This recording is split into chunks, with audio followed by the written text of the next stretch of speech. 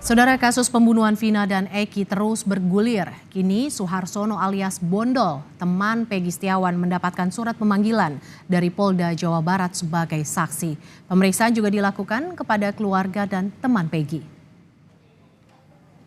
Suharsono, rekan kerja Peggy saat menjadi kuli bangunan di Bandung, menunjukkan surat yang baru ia dapat. Dalam surat tersebut, kepolisian meminta Suharsono memberikan keterangan sebagai saksi Jumat besok.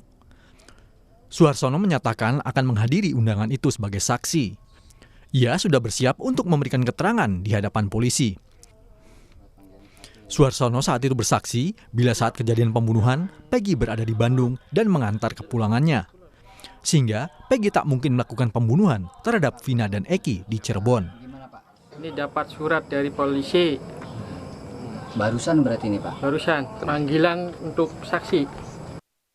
Luciana, adik Peggy Setiawan, diperiksa selama 4 jam di Polres Cirebon Kota.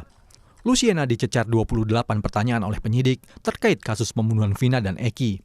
Luciana menjelaskan Peggy dan Robi merupakan kakak kandungnya. Namun, mereka adalah 2 orang yang berbeda. Luciana berharap Peggy dapat segera dibebaskan karena ia yakin kakaknya itu berada di Bandung saat terjadi pembunuhan dan tidak bersalah.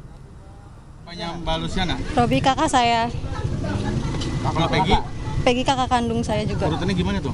Yang Robi pertama kakak siapa? kandung apa Ya, bukan? yang pertama Peggy Setiawan kakak kandung saya, yang kedua Robi Setiawan kakak kandung saya, yang ketiga saya sendiri, yang keempat ada adik saya Ameliana. Berarti berapa saudara, Mbak? 4 bersaudara. 4 saudara. Kondisi ibu seperti apa, Mbak? Kondisi ibu sekarang masih down, belum bisa ketemu siapapun. Ada pesan-pesan, Mbak? Ya semoga Peggy dibebaskan karena Peggy tidak bersalah sama sekali. Sementara Linda, teman Vina, menjalani pemeriksaan di Polres Cirebon Kota selama 4 jam. Dia menjawab 30 pertanyaan penyidik. Linda mengaku tak terlalu dekat dengan Vina. Linda mengaku saat kejadian pembunuhan Vina dan Eki, dirinya sedang berada di rumah. Linda juga menepis kabar terkait dirinya yang diduga disembunyikan oleh pihak tertentu dan mengatakan akan kooperatif mengawal kasus ini. Peggy kenal nggak, Mbak Linda? Jawab aja, Lin. Ke Peggy? Enggak kenal sama sekali. Mbak Linda ada di TKP, Mbak, katanya. Itu kan dari film kalian bisa menggiring opini seperti itu kan, gitu. Jadi dia nggak tahu sama Tidak tahu sama sekali. Dari 8 terpidana sekaligus Peggy, kenal nggak secara pribadi? Enggak Nggak kenal sama sekali. Saat kejadian lagi di mana, Mbak Linda? Ada di rumah. Kebetulan Ada lagi di ada di rumah. rumah. Sudah? Enggak, karena itulah kita tuh hubungannya tidak sedekat yang difilmkan loh, gitu. Cuma teman Ya, biasa aja. teman biasa Tongkrongan aja. doang. Iya, teman tongkrongan. Di tengah pemeriksaan kasus pembunuhan Vina di Polres Cirebon Kota, Rudi, ayah Peggy, mendatangi rumah ibu Peggy, Kartini, di Cirebon kemarin. Ini kemunculan ayah Peggy pertama di rumah Cirebon usai polisi menangkap Peggy yang disebut sebagai otak pembunuhan Vina. Ayah Peggy membantah anaknya mengganti nama menjadi Robi untuk mengelabui polisi. Robi merupakan anak keduanya atau adik dari Peggy. Oh iya, Robi itu anak atau panggilan sebenarnya, Pak? Anak kandung, Pak. Anak kandung sendiri, Pak. Itu nama panggilan aja, panggilan kerja. Jadi Bapak ini punya anak berapa totalnya?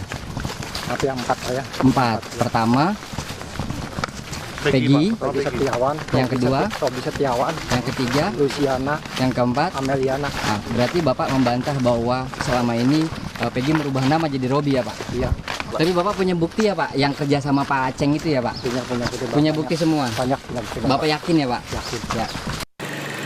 Sejumlah orang yang tergabung dalam Asosiasi Lawyer Muslim Indonesia atau ALMI melaporkan produser dalam film yang berjudul Vina Sebelum 7 Hari. Selain kegaduhan di tengah masyarakat, mereka menilai film ini juga menimbulkan narasi negatif terhadap penanganan proses pidana yang tengah ditangani pihak kepolisian. Kenapa kami mengatakan ini membuat kegaduhan? Karena proses hukum sedang berjalan. Beda halnya yang disampaikan rekan saya terkait dengan kasus cyanida, itu sudah inkrah, maka dibikin sebuah cerita supaya tidak terjadi lagi hal-hal yang di kemudian hari.